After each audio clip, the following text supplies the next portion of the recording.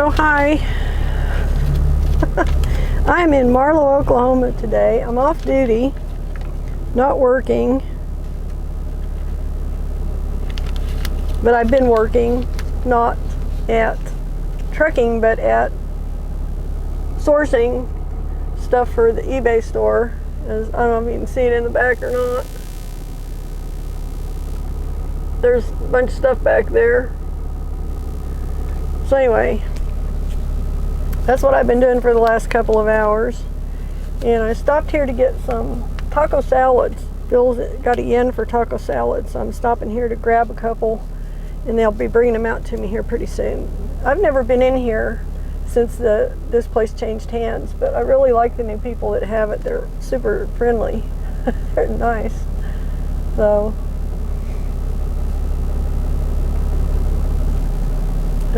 we'll see how it goes.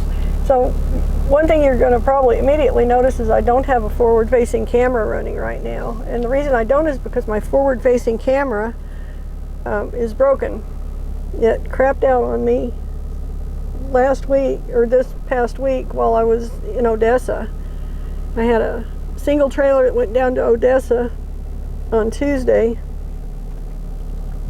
And I was videoing that whole trip, and it broke on me, and I don't know if I'm going to be able to fix it or not. I'm going to try. I think I'm going to try and fix it anyway, because I think it can be relatively easily fixed, but it's a little weird. Okay, so anyway, but it's getting to be apparent to me that this camera is not so much suited for being in the cab of a bouncy truck. So what I've been doing is I've been trying to find an actual true 4K dash cam. So I thought I found one the other day. Thank you so much. You're welcome. Have a good one. I will too. Thank you.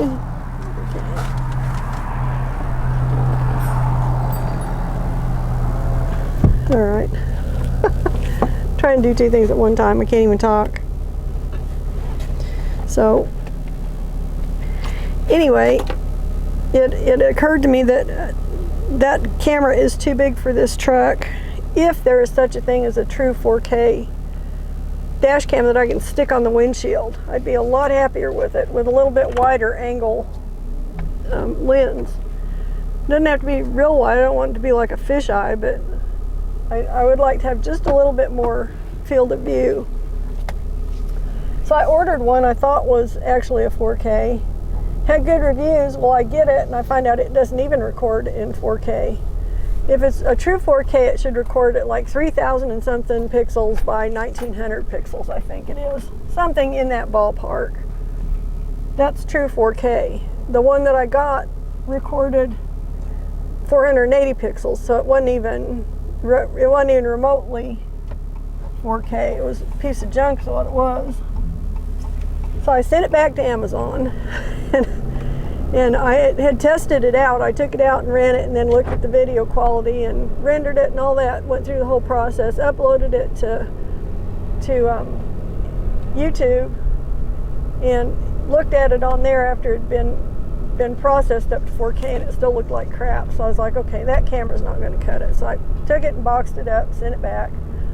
So I got to looking last night, and I found one that is supposed to be actually a real 4K camera, and it wasn't even very expensive. It kind of shocked me, because the one I had got and sent back, that was like almost a $300 camera, and it was on sale.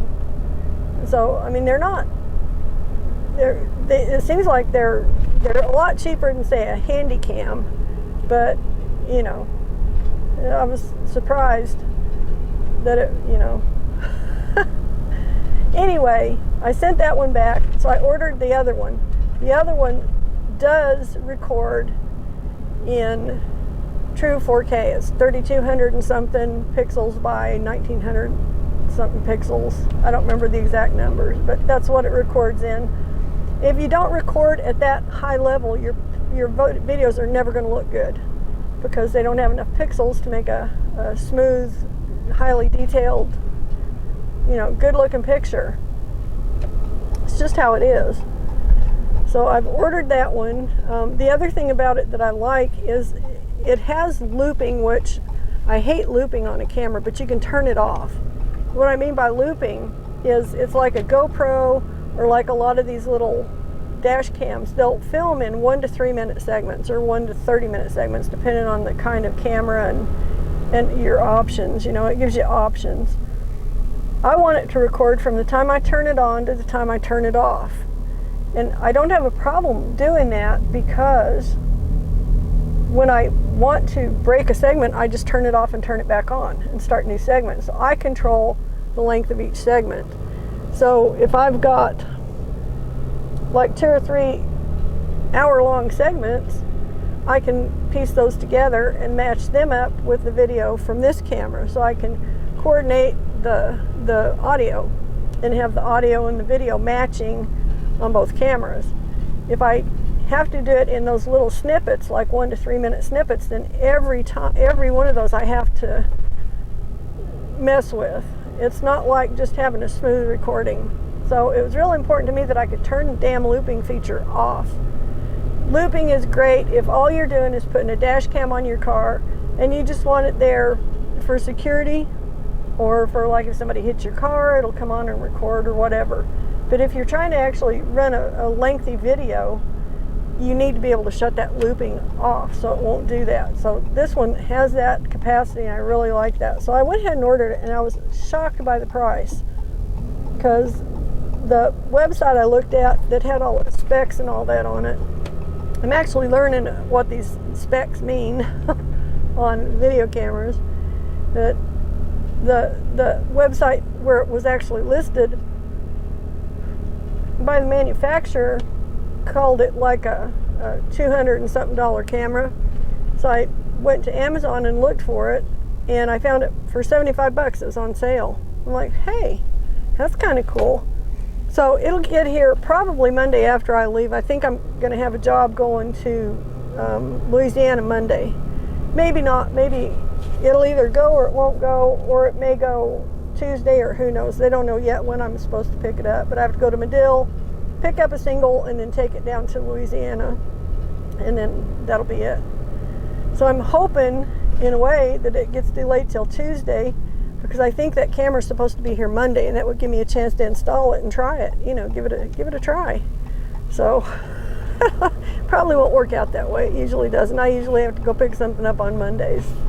But he's supposed to let me know when it's ready to be picked up, and he hasn't sent me anything yet, and here it is Saturday. So if it's going to be Monday, it'll probably be later Monday, and I'll be spending a night somewhere on the road. So don't really want to do that, but that's how it's going to be. So the other thing I wanted to do is catch you up on what's been going on with the title of this video. You know, the bad, the bad, and the good, and the good, and the good, or whatever, however I titled it. It's not clickbait, and I'm not going to make you wait till the end of a 30-minute video to find out. So I'm just going to lay it out here. This is the stuff that's gone on in the last month, and it's just been one thing after another after another. Okay, so I took off time 3 weeks ago to go to the funeral of the mother of a couple of my friends. The same day that they had the funeral, one of my friends' husbands died, so we had a funeral the next week for him. The next week, Bill went to get his scan, his 6-month bone scan, full body scan. If you don't know, he's got stage 4 neuroendocrine cancer, and he was diagnosed in 2020. So he'd been in remission pretty much since 2021. Well, it's coming back. So there's that. And then my brother-in-law, who also is dealing with cancer, just found out that he's got some tumors in his neck, and it's a different kind of cancer than his original cancer. So he's got to go stay at a treatment center for like 6 weeks, except weekends. He can go home weekends, but it's like, 3 hours from their house. He's got to go down there and stay and have radiation every damn day, every weekday, and chemo once a week for 6 weeks. So all this stuff is just bad. So there is a little bit of silver lining to some of this. I mean, the good thing for both my brother-in-law and Bill is there are treatments.